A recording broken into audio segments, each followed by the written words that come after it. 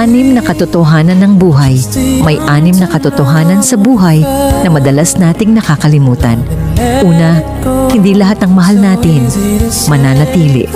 May mga tao talagang dadaan lang para turuan tayo ng leksyon. Pangalawa, ang oras hindi na ibabalik. Kaya pahalagahan mo ang bawat sandali, lalo na sa mga taong mahalaga. Pangatlo, ang sakit ay bahagi ng paglago.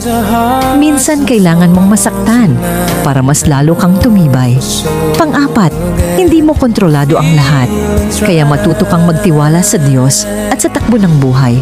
Panglima, ang tunay na yaman ay hindi pera, kundi ang pamilya, kaibigan, at mga taong tunay na nagmamahal sa'yo.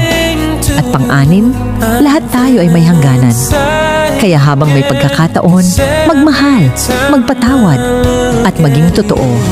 Ito ang mga katotohanan ng buhay na dapat nating alalahanin araw-araw.